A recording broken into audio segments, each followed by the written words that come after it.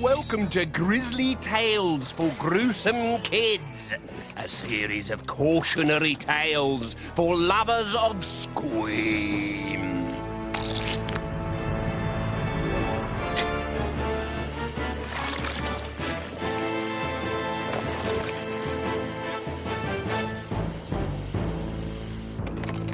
I call this tale Eboy.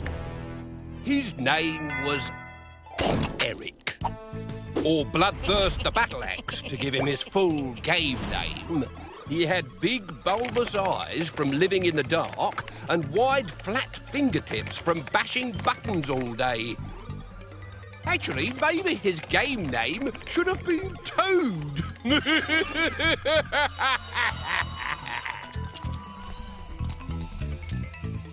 Eric's computer was his life. He shopped on it, he chatted on it, he played games on it. The only thing that Eric could not do on his computer was open a door and live inside it. Not that he didn't want to. Living in cyberspace was Eric's dream. He longed to live in a world where games were all that mattered. His parents saw it differently. You do nothing, Eric, all day. You just sit there like a big blob glued to that monitor. I do lots of things. I fight alien invaders, I crash cars, I blow up planets. Yes, but you're only using your eyes and fingers. It's hardly exercise. And my brain? If I didn't use my brain, my eyes and fingers wouldn't work. Very clever. That computer will be the death of you. At least Casper likes me. You should get out more. Meet some real people. Computers are just slaves. People can choose what they do. And I choose to live with my computer. So stick that in your expansion port and smoke it. What can you get from a computer that you can't get from us? 64-bit graphics, a laser that fires 12,000 rounds per second, a head like a lizard and a body that's part tractor, part great white shark. Oh, fair enough.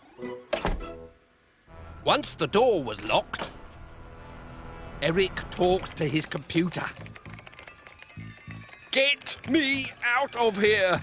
I want to live in cyberspace! The screen went blank. Huh? Eric was about to reboot when two words suddenly appeared on the screen. Phantom Postman. It was there for a blip, and then it was gone. Phantom Postman turned out to be a website. Eric followed the on-screen instructions and scanned in a full-length picture of himself. Then he attached the picture to an email and pressed send. His stomach fell through the floor as he was dragged into the computer. And when he cried out, letters typed themselves out of his mouth. Help! He landed unforgivingly on a wide brick path. You have just been emailed, announced an automated voice. Welcome to the firewall. Firewall? Everyone walks through fire. No firewall, no entry to cyberspace. The bricks suddenly burst into flames. No, no, I'll burn to death! Stand still or I will delete you. Eric stood still while the firewall consumed him. Oh, actually that's quite pleasant. It wasn't even slightly sore. He floated into the sky like burnt ash and slipped through a tear in the clouds.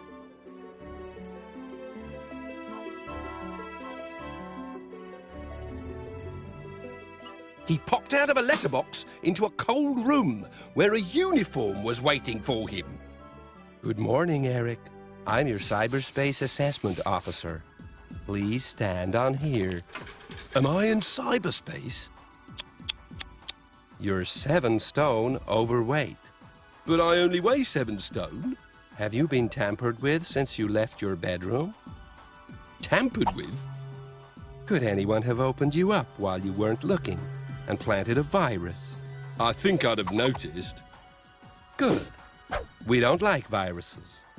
Still have to have you smaller, though. Really? I thought cyberspace was infinite. No, barely wider than a slice of Parma ham. The atmosphere would sustain your body mass for a microsecond, but then you'd explode. So we have to strip you back to bare essentials. How are you going to do that? Worm therapy. Sign here, in you go. What's happening? No! Oh, no! No! Oh, they're biting! Ah! They're Trojan worms, Eric. They've got teeth. Don't worry, they won't eat anything you need. When Eric shot out of the chute, there was very little of him left. His brain, one eye, and both hands. He plopped into a perspex box containing a waterproof keyboard and waited for his eye to float into position. Then his fingers went to work. What have you done to me? You've got everything you need to live happily ever after in cyberspace. An eye to see, a brain to think, and fingers to type. Now hold on tight. And with that, Eric was shot through a portal onto a busy superhighway where thousands of brain boxes just like him were travelling in the same direction and floating in a sky of games. He could choose to play with anything he liked simply by typing its name. Laser and zombies.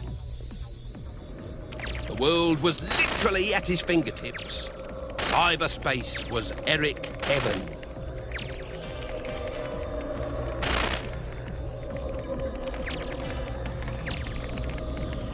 Yee-haw! Oh, oops.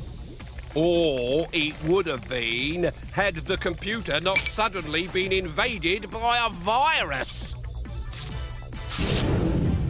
Large, ugly, and particularly violent to brain boxes. Go home! Float for your life! I don't know how to. Type in postman. Postman. There. Now, how do I get my body back? Come back! Well, you obviously didn't read the disclaimer when you signed it. What disclaimer? The one explaining that once you've been eaten by a Trojan worm, there's no way back. What does that mean? Hold tight. Posting now. Less than 5 minutes after arriving in cyberspace, Eric was posted home. He squitted onto the desk in his bedroom through an unused USB port and lay there like a stranded jellyfish. Surprisingly, Eric's mother was happy when she found him. At last, she had her son exactly where she wanted him, and there was nothing he could do about it. That's enough now, Eric. Good night. And just like every other night, she shut the bedroom door to stop the cat from sneaking in. Well, imagine if Casper mistook Eric's eyeball for a goldfish. Oh, the thought's just too horrible for words.